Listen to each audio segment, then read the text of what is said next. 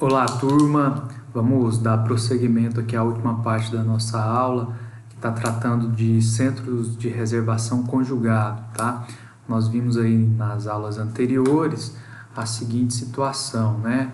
A gente definiu, estabeleceu aí um centro de reservação composto pelo reservatório apoiado em um elevado, e aí a gente considerou que trata-se de um centro de reservação conjugado, visto que parte do volume do reservatório elevado está sendo armazenado no apoiado. Dessa maneira, a gente redefiniu os volumes, e aí nós temos para o reservatório apoiado 1.800 metros cúbicos, para o reservatório elevado 300 metros cúbicos, e também numa das aulas nós discutimos a respeito da tubulação de interligação, até a parte em que a gente determinou, por meio do procedimento de cálculo para adutor por recalque, quais seriam os possíveis diâmetros, sendo que agora eles devem ser avaliados para descobrir qual é o diâmetro ótimo.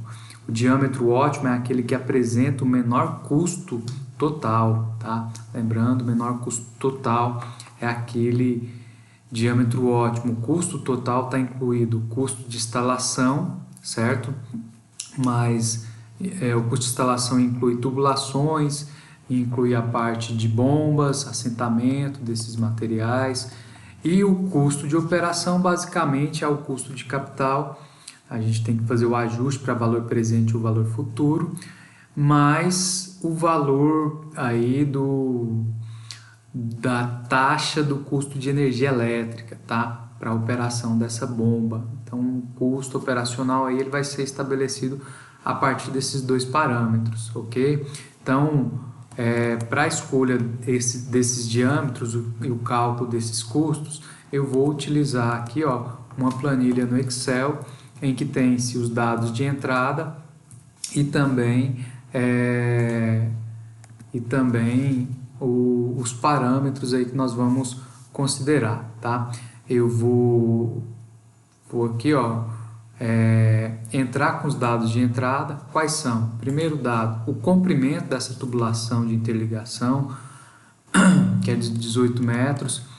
Lembrando, tá? Lembrando que esses passos que a gente vai fazer para a escolha do diâmetro ótimo dessa tubulação de interligação são os mesmos utilizados para uma adutora por recalque, tá? Então, é esse procedimento de cálculo nós fizemos já em outros momentos em sala de aula, mas vocês podem utilizar a mesma concepção, o mesmo raciocínio para fazer para uma adutora de recalque. Qual que é a grande diferença aqui? O comprimento, tá? O comprimento dessa tubulação, nesse caso aqui, ela tá variando aí de 18, que é o tamanho dela, né? O comprimento, a vazão, que a gente havia dimensionado, determinado anteriormente, de 26,05 litros por segundo.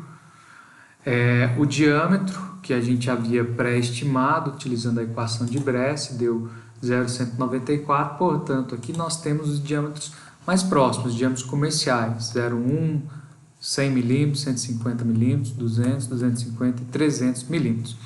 E aí nós temos aqui o HG. O que vem a ser o HG? Lembrando, né? A altura geométrica, a diferença de nível, né? Então eu tenho aqui 10 metros da coluna seca e considerei que esse reservatório tem 3 metros de altura de taça. Então dá um total aí de 13 metros de altura geométrica. Em sequência, foi calculado aqui, vejam só, as perdas de carga distribuída ou perda de carga contínua. Como é que se calcula a perda de carga contínua, pessoal? É usando aquela equação de Hazen-Williams. Por maior facilidade, aqui a gente está usando essa equação Hazen-Williams, que é 1064 vezes a vazão elevado a 1,85 vezes o comprimento, dividido pelo C, que nesse caso eu estou trabalhando aqui, vejam só, com C de 130, elevado a 1,85 vezes o diâmetro, né? Então aqui essa equação vai pegar os diferentes diâmetros. E observe o que acontece. Aqui a equação eu só coloquei uma vez, ela foi sendo replicada para os demais. Então, à medida que vai aumentando o diâmetro, o que acontece com as perdas de carga contínua? Elas reduzem significativamente, tá? Então, vocês podem ver que, por exemplo, para o diâmetro de 300 milímetros, essa perda de carga distribuída é bem pequena. Por que ela é pequena? Em função, pessoal, principalmente do comprimento dessa tubulação, que nesse caso só tem 18 metros de comprimento, tá? Em sequência foi calculada a velocidade, muito simples o cálculo da velocidade, é só usar a equação da continuidade, considerando que a vazão é um valor fixo, né? Pode ter alteração da área, para um diâmetro de 10, para o diâmetro de 100 é uma área, 150 é outra, então essa velocidade ela sofre variações.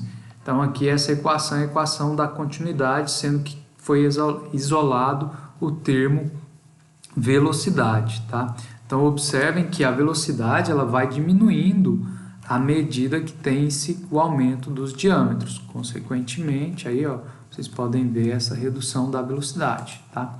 Em sequência, nós temos aqui o cálculo da perda de carga localizada. Lembrando, o cálculo da perda de carga localizada é o K.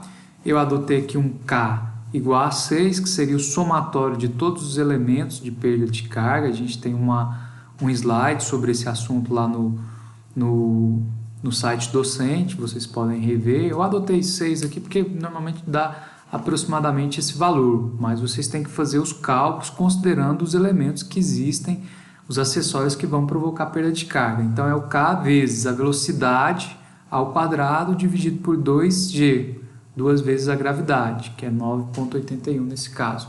Então temos aí, ó, vocês podem ver também as perdas de carga, elas diminuem significativamente com o aumento do diâmetro. Ó, notem aqui, interessante observar que nesse diâmetro aqui, ó, a perda de carga localizada, inclusive, está dando maior que a perda de carga contínua. Está errado? Não, pessoal, não está errado, porque o comprimento dessa adutora aqui, ó, dessa tubulação de interligação é muito pequena, é apenas 18 metros. Então, por conta disso, deu esse valor tão pequeno para a perda de carga contínua, de maneira que a localizada foi, inclusive, maior, tá? Depois nós temos outro parâmetro aqui, ó, que é a altura manométrica. A altura manométrica ela é igual ao somatório das perdas de carga. As perdas de carga, todas elas, tanto a contínua quanto a localizada, mais a diferença de nível, né? Mais o HG, que nós definimos, estabelecemos lá, que depende da situação do terreno, tá? Então, a altura manométrica é simplesmente o somatório dessas parcelas de energia de perda ou energia de posição, tá? Então, consequentemente, à medida que o diâmetro aumenta, nota-se que essa altura manométrica diminui, tá? A altura manométrica aqui, ó, para o diâmetro de 300 é bem pequena. Basicamente, é composta quase que só pela altura geométrica, tá? E depois nós calculamos a potência. A fórmula da potência nós também vimos lá na aula de preleção, tá? Aqui é uma forma de potência já pronta para dar o valor em quilowatts, tá? Então tem 9,81 vezes a vazão vezes a altura manométrica dividido por 0,7, sendo que o 0,7 aí é um rendimento médio do motor, conjunto motor bomba, não do motor, do conjunto, né? O motor tem seu rendimento, a bomba tem o seu rendimento, esse 0,7 aí é um fator que eu considerei como padrão para esse cálculo. Esses valores desse coeficiente de rendimento, normalmente eles são determinados lá na curva da bomba pelo fabricante, tá? E observem aqui, ó, que toda essa parcela foi multiplicada por 1,1. O que é isso? Eu estou majorando, eu estou colocando aí um coeficiente de segurança, eu estou aumentando essa potência requerida em 10% para a gente ter uma segurança operacional, tá? Então eu estou aumentando essa potência aí da bomba em 10% só por alguma eventualidade. E esse coeficiente aí de 10%, 1,1, ele é aplicado para todas as outras situações com os diâmetros, tá? Então vocês podem ver aí e notem, conforme a gente já discutiu, à medida que o diâmetro aumenta, o que acontece com a potência? Ela diminui. Aumenta o diâmetro, reduziu as perdas de carga, consequentemente reduziu a altura manométrica, aí a gente tem aí uma redução da potência. A vazão é a mesma para todos os diâmetros, só estou variando aí, a vazão é a mesma, o que eu estou variando são os diâmetros, tá? Lembrando da potência instalada, a gente quando vai projetar e executar um sistema como esse tem que ter no mínimo 2 bombas, né, para fazer rodízio, para ter uma de reserva caso ocorra alguma situação, alguma eventualidade, né? Então sempre tem um conjunto reserva aí para garantir a operação sem interrupção do sistema, tá? E aí depois, calculado, todos esses aqui são parâmetros hidráulicos, muito simples de ser estimados. A gente vai então para o cálculo dos custos, né? Primeiramente a gente tem aqui, ó, o custo de instalação. Custo de instalação, tá? Veja só, esse custo de instalação ele é composto por 3 elementos aqui, ó, que eu incluí aqui para fazer o cálculo desse custo de instalação. O primeiro deles é o custo do tubo, o segundo, o custo de montagem do tubo, ou custo de assentamento desse tubo, tá? Depois o custo da bomba, e aí a gente tem o custo total de instalação, vou colocar aqui, custo total de instalação para não confundir. E depois a gente tem o custo de operação, que nesse caso aqui basicamente é energia elétrica. Então vamos estudar aqui detalhadamente cada um dos custos, tá? O que é o custo do tubo? É o custo unitário dele por metro, e aí esse custo unitário por metro a gente vai encontrar lá na tabela SINAP, tá? Então para estimar esses custos de instalação, nós vamos considerar as tabelas, os valores apresentados nas tabelas SINAP da Caixa Econômica para Goiânia do último mês, tá certo?